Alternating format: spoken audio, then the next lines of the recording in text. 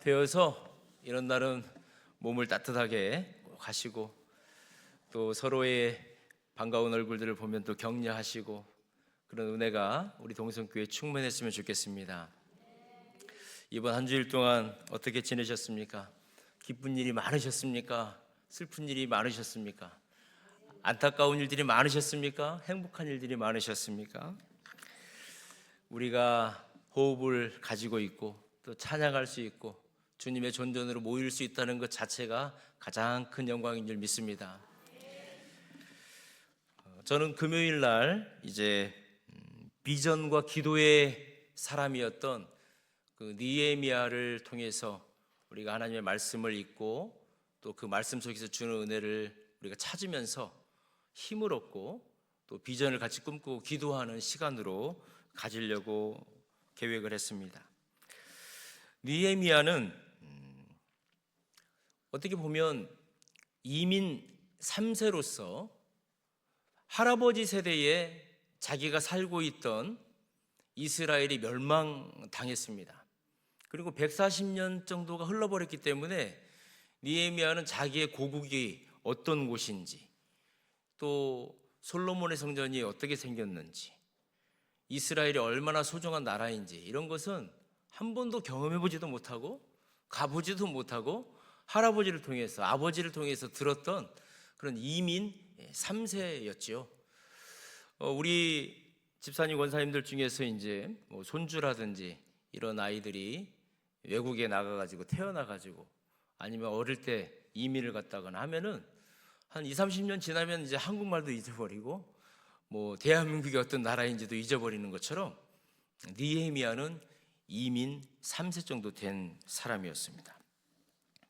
그런데 이 느헤미야에게는 하나의 꿈이 있었습니다. 할아버지의 나라, 아버지의 나라, 그리고 한 번도 가보지 않았지만 나는 이스라엘에 돌아가리라. 그곳에 가서 성전이 회복되어지는 거, 또 하나님께 예배를 드려지는 거, 또 그들에게 말씀을 증거하는 거, 이런 것들을 꿈꾸면서 이 느헤미야는 언젠가 돌아가게 될 그 이스라엘을 향해서 기도하면서 지금 현재 이스라엘이 어떤 상황 가운데 있는지를 끊임없이 보고도 받고 궁금해가지고 사람들을 보내서 소식도 접하고, 그런데 느헤미야에게 들려오는 소식이 있었습니다. 여러분, 동네에 한 10년이나 20년 정도 사람이 살지 않는 폐허가 혹시 있으십니까? 우리 애기가 뭐라고 하네요. 제가 어릴 때 저희 동네에 사람이 살지 않는 곳이 있었습니다. 한 10년 정도 살지 않은 것 같은데 그 앞을 지나가려고 하면은 큰 마음을 먹어야 됩니다. 그리고 호흡을 한번 확 들어 마시고 그냥 뛰어가야 돼요. 혹시 거기서 누가 나올지 몰라가지고 10년, 20년만 사람이 안 살아도 그런 폐허가 있어도 두렵고 염려가 되어지는데 지금 이스라엘은 586년도에 바벨론이라고 하는 나라에 의해서 멸망이 되어버리고 70년이 흐르는 세월 동안에 538년에 이제 고레스 왕이라고 하는 사람에 의해서 이제 고국으로 돌아가라라고 하는 명령을 받았고 그 위에 한 90년 정도가 흘러가지고 지금 444년이에요. 지금 느헤미야는 444년에 살고 있는 사람이에요. 140년 전에 그 고국의 그 모습을 어떻게 알 수 있었겠어요? 역사를 통해서, 할아버지를 통해서, 아버지를 통해서 그 교육을 받았던 것이죠. 그 느헤미야는 자기 고국을 끊임없이 생각한 거예요. 성벽이 무너져버리고 하나님 예배 드릴 수 있는 성전이 무너져버리고 느헤미야는 기도하는 거예요. 하나님, 제가 언젠가 그곳에 돌아가게 하여 주시옵소서. 하나님의 성전을 세우는데 1조를 기여하게 하시고 또 성벽을 쌓고 이스라엘을 지켜낼 수 있는 그러한 은혜를 허락하여 주시옵소서. 이 느헤미야는 끊임없이 고국을 생각하면서 꿈을 꾸고 비전을 가지고 준비를 했던 것입니다. 여러분, 느헤미야는 지금으로부터 2500년 전 사람입니다. 왜 우리가 2500년 전 사람을 소환해 가지고 그 느헤미야를 생각하면서 그 느헤미야가 꿈꿨던 비전, 그가 기도했던 모습들을 왜 우리가 닮아가자고 오늘 이 금요 심야 시간에 말을 할까요? 우리가 느헤미야를 통해서 현재 무너져 있는 우리 대한민국을 바라봐야 되기 때문에 그렇습니다. 우리 성전을 바라봐야 되고 한국교회를 바라봐야 되고 세계 선교를 바라봐야 되기 때문에 오늘 이 새벽에 이 금요 저녁에 우리가 느헤미야를 생각할 수밖에 없는 거예요. 오늘 하나님께서 여러분들을 이 존전으로 불러주신 것은 느헤미야와 같이 비전을 가지고 기도하고자 여러분들을 불러주신 줄 믿습니다. 오늘 우리가 같은 뜻을 품고 같은 비전을 품는 시간이 되기를 주님의 이름으로 축원합니다. 느헤미야는 현실에 안주하지 않는 사람이었습니다. 우리 본문 1절과 2절 말씀을 같이 한 목소리로 한번 읽겠습니다. 시작. 하가랴의 아들 느헤미야의 말이라. 아닥사스다 왕 제20년 기슬루월에 내가 수상궁에 있는데 내 형제들 가운데 하나인 하나니가 두어 사람과 함께 유다에서 내게 이르렀기로 내가 그 사로잡힘을 면하고 남아있는 유다와 예루살렘 사람들의 형편을 물은즉. 느헤미야에 대해서는 특별한 정보가 없어요. 다만 그의 아버지가 누구다라고 하는 것만 나와요. 하가랴의 아들이래요. 그러니까 느헤미야의 아버지는 하가랴예요. 그리고 이 느헤미야에게 형제가 하나가 있었는데 동생이 하나 있었다는 겁니다. 그 사람이 누구냐면 하나니예요. 이 하나니가 얼마 전에 이스라엘을 다녀온 거예요. 자기가 그렇게 가보고 싶었던 그 이스라엘, 지금 다 무너져 있고 성전이 무너져 있고 또 성벽이 무너져 있고 그 이스라엘을 자기 동생 하나니가 다녀온 거예요. 그래서 그 하나니에게 이스라엘의 상황을 물어보는 것입니다. 그런데 느헤미야의 직업이 무엇입니까? 오늘 느헤미야의 직업을 보니까 아닥사스다 왕의 술 맡은 관원이었다, 이렇게 기록하고 있습니다.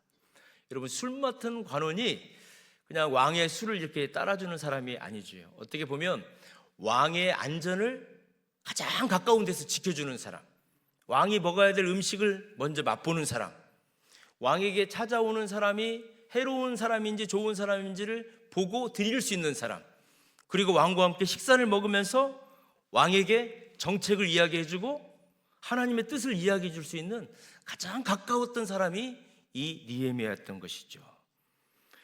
여러분, 실력이 있는 사람이 이런 술 관원장이 될까요? 실력이 없는 사람이 될까요? 실력이 있는 사람이 술 관원장이 될 수 있는 것입니다. 성품이 좋은 사람이 될 수 있을까요? 성품이 나쁜 사람이 될 수 있을까요? 어떻게 그렇게 잘하세요? 실력이 있어야 되고 말입니다. 성품도 좋아야 되고 관계도 좋아야 돼요. 그 정도까지 올라가려면 말입니다. 여러분, 예루살렘이 망했지 않습니까? 586년도에 망했어요. 그 망한 이유는 하나님께서 그러셨어요. 안식년을 지키지 않고 하나님의 것을 도둑질했기 때문에 지키지 않았던 그 안식년을 계수해서 70년을 포로로 보내시겠다라고 하나님께서 약속을 하신 거죠. 그런데 그 하나님의 말씀을 기억하면서 포로로 끌려갔지만 끊임없이 포로로 끌려간 백성들에게 하나님의 약속은 70년 후에 다시 우리를 이스라엘 땅으로 돌려보내 주실 거야 라고 외쳤던, 포로로 끌려갔던 그 장소에서 선지자와 같은 사람들이 있었습니다. 누군지 아십니까? 다니엘입니다. 다니엘. 이 다니엘도 10대 때에 포로로 끌려가가지고 70년의 세월이 찼을 때에 바벨론에서 이미 그 다니엘도 백발에 80세 이상 된 우리 갈렙 공동체와 같은 그런 어르신 됐던 거예요. 그때 나이에 사자굴에 들어갔어요. 믿음을 지키니라고, 이 다니엘이 말입니다. 여러분, 성경에 보면 이런 다니엘과 같은 사람, 느헤미야와 같은 사람이 또 나와요. 여러분, 누군지 아십니까? 요셉입니다. 요셉. 이 요셉도 포로로 끌려가가지고 종살이 하다가 애굽의 총리 대신 되잖아요. 그래서 그 애굽의 수많은 흉년들을 다 극복해낼 수 있는 사람이 되는 거고, 다니엘도 왕들이 바뀌어지고 나라가 바뀌어졌지만은 그래도 서열 한 2, 3위 정도 돼가지고 이스라엘 백성들을 지켜주고 하나님 말씀을 선포했던 사람이 다니엘이었습니다. 저는 꿈꾸는 비전이 하나가 있는데 이것은 한 30년 정도 됐습니다. 하나님 때가 되었을 때 제가 준비를 잘 해가지고 우리 교회에서 이런 다니엘과 같은 아이들이 자라게 하여 주시옵소서. 요셉과 같은 아이들이 자라게 하여 주시옵소서. 느헤미야와 같은 자녀들이 자라게 하여 주시옵소서. 그런 꿈을 꾸면서 기도를 했었습니다. 근데 여러분, 우리가 기도만 한다고 해서 그런 인물이 나올 수 있을까요? 물론 하나님께서 은혜를 주시면 우리가 기도만 해도 돼요. 그런데 그 기도에는 눈물이 따라야 되고 우리 부모님들의 신앙이 전수가 되어야 되고 하나님의 말씀이 반드시 심겨져야 될 줄 믿습니다. 그래서 저는 큰 그림을 그리고 있어요. 어떤 그림이냐면 우리 아이들이 어릴 때부터서 하나님의 말씀을 가까이에서 접하면서 그 말씀을 많이 암송하는 거예요. 그런데 어릴 때부터 이 암송을 시작하면 너무 좋다는 것을 제가 알게 된 거예요. 그래서 지금 여러분들 11월 달에 기관별 성경 뭐가 있죠? 어저께 이제 우리 장로님들이랑 노예하면서 이제 우리 노예 마치고 식사를 막 하면서 이 성경 암송 대회를 어떻게 할 건가, 우리 성도님들이 어떤 선물을 받게 할 것인가, 또 어떤 기관들이 나올 것인가, 이런 얘기들을 우리 장로님들이랑 막 나눴어요. 그래서 선물도 풍성하게. 아멘. 그래서 기관별로 5명씩 이렇게 한 기관에 이렇게 5명이 한 팀이 돼가지고 49절을 외우는 거예요. 그래서 한 분이 나는 조금 머리가 조금 그래 그러면 한 구절만 외우는 거예요. 나는 좀 머리가 괜찮아 그러면 그분은 3구절 외우는 거예요. 나는 머리가 너희들하고는 달라, 나는 10개는 외울 수 있어, 그러면 그분은 10개 외우는 거예요. 그래서 이 5분이 한 팀이 돼가지고 49절 암송할 수 있도록 팀별로 이제 막 나오는 거예요. 얼마나 재밌을지 저는 막 자면서도 일어나서 깨어가지고 막 웃는다니까요. 우리 영화부 애들이 말입니다. 하나님 말씀을 외우고 지금 갈렙 어르신들이 잠을 안 주무시고 성경 말씀을 외운다는 거 아닙니까? 막 그런 거 들으면 막 너무 기쁜 거예요. 제가 월요일 날 8개월 만에 처음으로 서울 나들이를 했습니다. 전철을 타고 이제 밤에 들어오는데 제가 이제 뉴스를 좀 이렇게 오래간만에 전철에 앉아서 보고 있는데 누가 저를 계속 째려보는 느낌이 있어요. 그래서 이상하다, 이 밤에 누가 나를 이렇게 쳐다볼까 하고 딱 쳐다봤는데 어디서 많이 본 우리 교회 집사님하고 눈이 딱 마주친 거예요. 남자 집사님이셨는데 그분이 눈이 딱 마주치는 순간 환하게 웃으시면서 제가 이제 눈이 마주치기를 기다리고 계셨나 봐요. 계속 저를 보시면서. 그러더니 이제 탁 일어나셔가지고 내릴 때가 되니까 호주머니에서 손을 이렇게 탁 넣어가지고 뭔가를 꺼내는 거예요. 그래서 제가 도대체 뭘 꺼내실까? 뭐 흉기는 아니겠지. 근데 어디서 많이 본 종이를 딱 꺼내는 거예요. 이 종이를 딱 꺼내는 거예요. 그러면서 그 집사님이 환하게 웃으시면서 목사님, 저 여기 이 편 다 외웠습니다. 그러는 아니 여기 노란색, 초록색, 보라색 다 외우셨다는 거예요, 이분이. 그래서 제가 정말요? 그랬더니 예, 내일부터는 반대쪽을 시도하려고 그럽니다. 그러면서 또 탁 제가 얼마나 감사했던지. 누구라고 말씀은 제가 안 할 거예요. 저는 꿈꾸는 게 있습니다. 이제 내년부터 토요학교를 좀 시작해 볼 거예요. 우리 장로님들이랑도 계속 이제 그런 부분에 대해서 말씀을 드리는데 토요학교를 이제 해서 암송학교를 한번 해보려고 그러는 거예요. 그래서 창세기에서 제일 중요한 한두 장, 로마서에서 한두 장, 예를 들어서 그렇게 해가지고 부모님과 자녀들이 같이 토요일을 모여서 한 2-3시간 정도 애들은 애들끼리 모여서 그 암송을 하고 쓰기도 하고 그리고 그 말씀에서 질문들을 자꾸 만들어내고 거룩한 질문들을 만들어내는 훈련을 시켜주고, 그리고 거룩한 대답을 찾아낼 수 있도록 도와주고, 하나님 말씀을 쓰고, 그리고 부모님들도 모아가지고 그 똑같은 말씀을 가지고 예배드리게 하고 암송하게 하고, 그래서 같이 모여서 율동도 하고 그리기도 하고 만들기도 하고, 때로는 음식도 해먹고 소풍도 가기도 하고, 정말 좋은 강사님 있으면 초청해가지고 같이 은혜도 받고 해서 한 10주 정도를 상반기, 하반기 이런 식으로 지금 하려고 계획하고 있어요. 이걸 한 2, 3년 딱 하고 나면 우리 아이들 중에서 다니엘과 같은, 요셉과 같은, 다윗과 같은 아이들이 만들어지기 시작할 줄 믿습니다. 그래서 말입니다, 10년만 딱 지나면 우리 동두천 교회가 세계가 주목하는 교회가 될 줄 믿습니다. 여러분, 지금 이미 대한민국에서는 우리 동두천 교회, 동두천 동성교회를 주목해요. 이미 워십팀이 전체 대한민국 모든 교회를 대표해가지고 금상 탔잖아요. 우리 동성교회가 이런 교회라니까요. 이제 말씀으로 상 타고, 전도로 상 타고, 이제 상 탈 일만 남은 거예요. 우리 동성교회는. 얼마 전에 이제 목요일 날 전도대가 전도를 나갔습니다. 노예 때문에 이제 제가 못 갔고, 전도 나가신 분들 이제 몇 분 제가 이제 소식을 들었어요. 우리 사역자들에게도 다 보고를 받고, 지금 이 동두천 지역에 영적 전쟁이 벌어졌습니다. 어떤 전쟁이 벌어졌냐면, 우리 동성교회가 전도를 하기 시작하니까 이단들이 한 2배 정도 인원을 더 보강을 한 것 같아요. 그래가지고 우리가 전도를 하지 않을 때에는 그냥 이 동네 주민들처럼 그냥 편안하게 돌아다니다가, 우리가 전도를 하면 우리 전도대원들이 와가지고 막 화도 내기도 하고 싫은 소리도 막 하고, 그 사람들이 팀을 짜가지고 우리 전도대원들을 방해하고 있는 것들을 느꼈던 분들이 있어요. 우리 전도대원들 중에.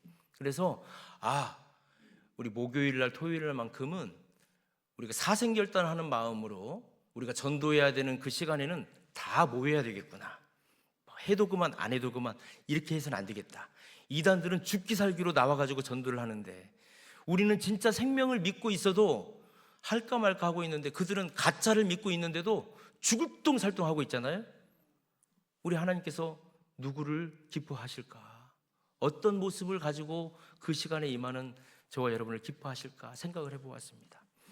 이제 11월 23일까지 얼마 남지 않았는데, 최소한 이단들보다는 열심히 하는, 기도하는, 전도하는 우리 동성교회가 되길 주님의 이름으로 축원합니다. 그리고 정말 하나님의 말씀을 우리가 한번 읽고 이 말씀을 마음속에다가 암송해보는 은혜가 있기를 주님의 이름으로 축원합니다. 느헤미야가 그랬다는 것입니다. 이 느헤미야가 하나님의 말씀을 간직하면서, 꿈을 꾸면서, 내가 저 예루살렘으로 돌아가서 하나님의 성전과 하나님의 백성들과 함께 예배를 드리고 하나님 말씀을 나눠야 되겠다라고 하는 거룩한 비전을 느헤미야가 가졌던 것이죠. 그리고 애국심이 있었어요. 애국심이 없고서는 내가 예루살렘으로, 이스라엘로 돌아가겠다라고 하는 마음을 품을 수가 없죠. 왜요? 이미 이민 3세로서 최고로 좋은 위치에 올라가 있고, 최고로 좋은 평안한 삶을 살고 있고, 기득권을 다 가지고 있고, 모든 경제적인 것들을 다 가지고 있는데, 그걸 포기하고 아무것도 없는 예루살렘으로 간다? 이것은 애국심이 없이는 도저히 갈 수 없는 거죠. 도저히 갈 수 없는 거예요. 여러분, 애국심과 정권력은 분명히 구분할 수 있어야 되는 것입니다. 많은 사람들이 애국이라고 하는 이름을 가지고 권력을 딱 잡고 나면은 그 권력을 통해서 자기 이득을 챙기려고 하는 게 얼마나 많은지 몰라요. 여러분, 많이 속아보셨잖아요. 그렇지 않습니까? 그래서 그 정치하는 사람들의 내면의 모습을 꿰뚫어 볼 수 있는 우리 동성교회 성도들이 되길 주님의 이름으로 축원합니다. 그들의 웃는 모습, 말하는 것에 속지 마시기 바랍니다. 말과 행동이 같은지를 그 정치인들을 바로 직시할 수 있어야 되는 것입니다. 말 따로하고 행동 따로하는 사람들 절대 속아 넘어가면 안 되는 것입니다. 그들의 마음에 하나님이 계신지 안 계신지 여러분들은 그걸 봐야 되는 거예요. 여러분들 정치인들 뽑을 때 말입니다, 정말 하나님 섬기는 사람들 뽑아야 돼요. 당 따라서 움직이면 안 된다니까요. 뭐 빨간 당이 있냐, 노란색 당이냐, 뭐 또 무슨 당이 있어요? 하얀색? 여러분, 색깔 따라 다니면 안 되는 거예요. 언제까지 색깔 다니시다가 우리 대한민국 망하려고 그럽니까? 하나님 말씀대로 정치하는 사람을 뽑아야 되는 거예요. 하나님 말씀으로 이 세상을 바라볼 수 있는 그런 사람들을 세워야 된다는 것입니다. 여러분, 하나님의 나라의 관점으로 봐야 되는 거예요. 그래야 우리 대한민국이 사는 것이고 우리 후손들이 이 땅에 살 수 있는 거예요. 여러분, 사람이 왕이 되어지고 창조주 하나님을 무시해버리고 교회를 폐쇄시켜버리고 하나님 말씀 없게 해버리는 것은 우리를 지옥 가게 하는 거예요. 그런 정치하는 사람들을 따라다니고 밀어주면 안 되는 거예요. 진화론, 유물론, 공산주의, 한 사람을 독재화시키려고 하는 전제주의, 이런 것들은 우리가 미연에 막아야 돼요. 왜 그런지 아세요? 영국이 망해버렸어요. 독일이 망해버렸어요. 거기서 교수님들, 목사님들이 와가지고 눈물을 흘려요. 10년 전에, 20년 전에 지금 한국과 같은 상황이 우리나라에도 있었습니다. 그때 목숨을 내놓고 막았었어야 되는데 그때 포괄적 자격증 통과시켜줬습니다. 뭐 성평, 뭐 남자 여자 뭐 자기 마음대로 성 결정해라라고 하는 거 풀어줬습니다. 우리나라 망해버렸습니다. 하나님 떠나버렸습니다. 애들 다 교회 떠나버렸습니다. 텅텅 비었습니다. 영국 교회가, 독일 교회가, 유럽 교회가 한국 교회에 와가지고 하는 말이 그 말이에요. 여러분, 지금 굉장히 중요한 시기에 있는 것입니다. 느헤미야는 달랐다는 것입니다. 어떻게 달랐습니까? 지금 자기가 아닥사스다 왕 술관원으로 살고 있는 수상궁에서 저 예루살렘까지는 1200km가 떨어져 있는 곳이에요. 그런데 그곳을 바라보면서 늘 기도하는 거예요. 그리고 그 무너져 있는 성전과 성벽이 다시 세워질 것을 꿈을 꾸는 거예요. 내가 그곳에 가서 이렇게 세우리라. 내가 내 한 목숨 세우리라. 3절 말씀을 우리 같이 한번 읽겠습니다. 3절입니다. 시작. 그들이 내게 이르되 사로잡힘을 면하고 남아있는 자들이 그 지방 거기에서 큰 환난을 당하고 능력을 받으며 예루살렘 성은 허물어지고 성문들은 불탔다 하는지라. 이 소식을 들을 때에 느헤미야는 가슴이 무너졌어요.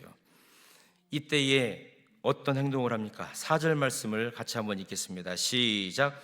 내가 이 말을 듣고 앉아서 울고 수일 동안 슬퍼하며 하늘의 하나님 앞에 금식하며 기도하여.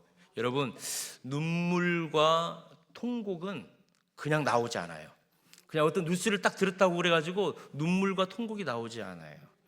내가 오랫동안 마음에 품고 있을 때, 정말로 그 사람을 사랑했을 때, 그 일을 내가 정말 귀하게 여겼을 때에, 그리워할 때, 내 가슴속에 애통함이 있을 때, 그 일이 잘못되거나 그 일 때문에 우리가 애통하거나 눈물 나는 거예요.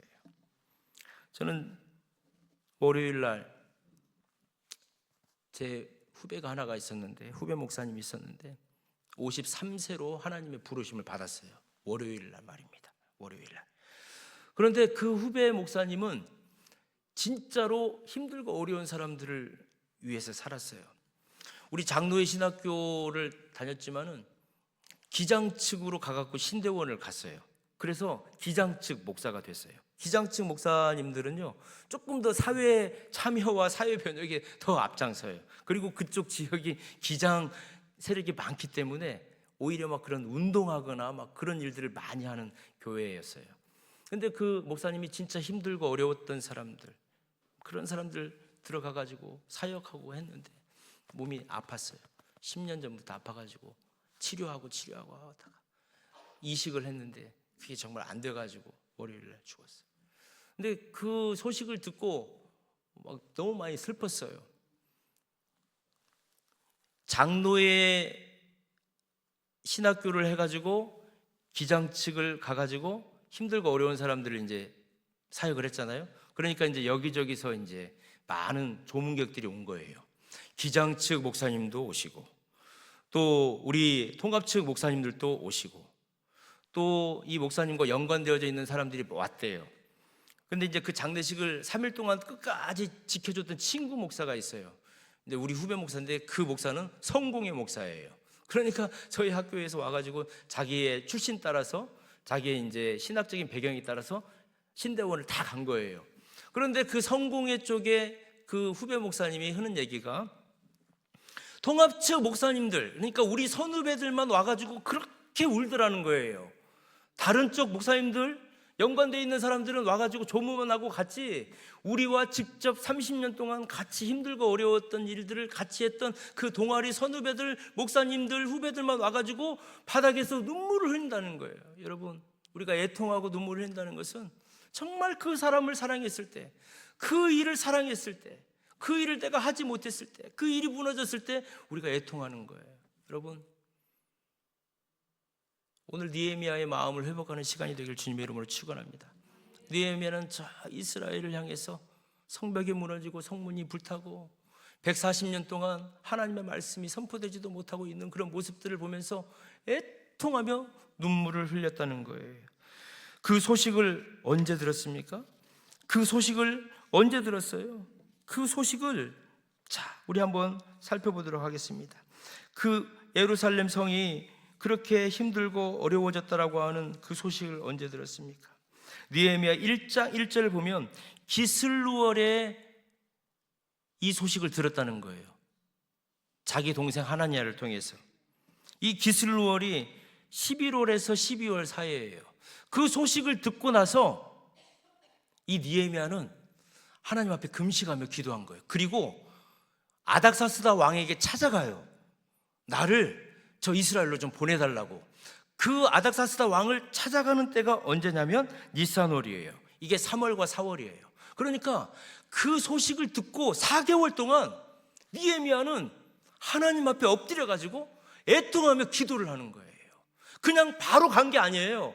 그 소식 듣고 우리는 힘들고 어려운 일이 있으면 막 사람을 찾아가 가지고 말입니다. 나를 좀 도와주세요. 이 일을 좀 해결해 주세요. 그 사람이 안 된다고 하면 다른 사람 찾아가고 다른 사람 찾아가고 하다가 정 안 되면 이제 새벽 예배 기도하잖아요. 그런데 느헤미야는 안 그러더라고요. 그 일이 딱 터지니까 4개월 동안을 먼저 무릎을 꿇고 기도하는 거예요. 하나님, 저 아닥사스다 왕의 마음을 움직여 주시옵소서. 저 아닥사스다 왕의 마음이 움직여져야 제가 예루살렘으로 갈 수 있겠습니다. 주여, 나는 술따는 관원입니다. 내가 할 수 있는 것은 이거밖에 없사오니 주여 아닥사스다 왕의 마음을 움직여 주시옵소서. 4개월 동안 기도했어요. 여러분, 그리고 아닥사스다 왕을 찾아간 거예요. 하나님께서 아닥사스다 왕의 마음을 바꾸어 주신 거예요. 보내는 거예요. 사랑하는 성도 여러분, 애통하고 원통하고 기도해야 될 일이 있습니까? 꿈과 비전이 있습니까? 사람 보지 마시고 주님 앞에 먼저 무릎 꿇는 여러분 되길 주님 이름으로 축원합니다. 느헤미야는 4개월을 무릎을 꿇었어요. 그리고 나서 그 당사자 앞에 나아가지고 문제 해결을 봤어요. 그 4개월 동안 하나님께서 그 아닥사스다 왕을 얼마나 달달 볶으셨겠어요. 꿈속에서 느헤미야가 찾아오면 당장 보내줘야 된다. 수많은 사람들을 통해서 이런 상황들을 계속 만들어 주셨던 거 아닙니까? 하나님이 먼저 아닥사스다 왕의 마음을 옮겨 놓으신 거예요. 느헤미야는 어떤 기도를 했습니까? 오늘 본문을 쭉 봤더니 느헤미야의 기도가 있더라고요. 기다리는 기도를 했습니다. 우리 따라서 한번 해봅시다. 기다리는 기도를 했습니다. 4개월을 새벽 예배 했다니까요. 여러분, 기도 없이 어떤 일이 이루어진다라고 하는 환상을 버리셔야 된다니까요. 하나님께서는 우리의 간절한 기도, 애통하는 기도, 눈물 흘리는 기도를 바라보시는 거예요. 또 느헤미야는 어땠습니까? 하나님의 성품을 묵상하는 기도를 하더라고요. 하나님 크고 두려우신 분인 줄 압니다. 그러나 하나님의 계명을 준수하고 그 계명을 따라가는 사람은 하나님 지키신다고 그랬잖아요. 하나님이 위대하신 분이잖아요. 약속하신 거 다 지켜주신 분이잖아요. 하나님의 성품을 묵상하면서 기도했어요. 여러분, 하나님의 성품을 아시려면 여러분, 하나님의 말씀을 모르고서 어떻게 하나님이 그 하나님의 성품을 우리가 알 수 있다라고 말하겠습니까? 이 49절의 말씀이 모두가 다 하나님의 성품인데 말씀입니다. 그리고 느헤미야는 죄를 고백하는 기도를 했어요. 보니까 하나님, 이스라엘이 아픔과 고통을 당하는 것은 저들의 죄 때문입니다, 이렇게 기도하지 않고, 하나님, 이스라엘이 고통을 당하는 것은 나와 우리 아버지 때문입니다. 여러분, 그런 기도 할 수 있을까요? 느헤미야가 죄가 있고 흠이 있으면 아닥사스다 왕의 술 관원이 될 수 있을까요? 절대 그러지 않아요. 그런데 그 문제에 자기의 죄 때문에 이스라엘이 아픔을 당한다라고 하는 그런 기도를 하고 있는 느헤미야를 볼 수가 있습니다. 여러분, 나 때문에 이런 일들이 있습니다. 내가 죄인입니다. 주님, 저를 용서하여 주셔서 그 문제가 해결하게 하여 주시옵소서. 이렇게 바뀌어지는 기도하는 여러분 되길 주님의 이름으로 축원합니다. 또 느헤미야는 어떤 기도를 했습니까? 하나님의 약속을 붙드는 기도했어요. 하나님께 돌아오면 하나님의 계명을 지키는 자, 하나님이 어디에 있든지 간에 지켜주신다라고 말씀하지 않으셨습니까? 또 하나님의 백성됨을 구원하여 주시고 지켜주실 호소의 기도를 한 거예요. 주님의 크신 권능의 손으로 이스라엘을 지켜주시고 보호하여 주시옵소서. 그리고 구체적인 은총을 구하며 기도했습니다. 하나님, 이 사람 아닥사스다 왕의 마음이 돌이키게 하여 주시옵시고 그 사람이 국류를 나에게 베풀어 주게 하여 주시옵소서. 구체적인 기도하는 느헤미야를 볼 수 있습니다. 말씀을 정리합니다. 사랑하는 성도 여러분, 이제는 우리 자녀들을 위해서 기도해야 될 때가 됐습니다. 우리의 가정을 위해서도 마찬가지고요, 우리의 교회와 우리의 민족을 위해서도 우리가 기도해야 될 때가 되었습니다. 사람 의지하지 마십시오. 어떤 당을 의지하지 마시기 바랍니다. 하나님만 바라보고 하나님께서 이 문제를 해결해 주실 줄 믿고 먼저 3개월, 4개월 무릎 꿇는 저와 여러분 되길 주님의 이름으로 축원합니다. 하나님의 약속을 붙들고 기도하십시오. 하나님이 그 문제를 해결해 주실 줄 믿고 기도하시길 바랍니다. 나라를 사랑하고 하나님을 사랑하고 회파된 성벽과 불탄 성문을 회복하고자 하는 그 안타까움, 그 간절함이 오늘 이 시간 저와 여러분의 마음이 되길 주님의 이름으로 축원합니다. 느헤미야는 그 비전을 말로만 하는 것이 아니라 기도로 승화시킨 사람이었습니다. 여러분, 혹시 지금 급한 일 있으십니까? 조급하십니까? 오늘 이 저녁에 우리 주님 바라보며 기도하는 은혜가 있길 주님의 이름으로 축원합니다. 부흥을 꿈꾸십니까? 은혜를 구하십니까? 오늘 이 찬양을 통해서 하나님의 부르심에 우리가 두 손을 들고 함께 찬양으로 나아가도록 하겠습니다.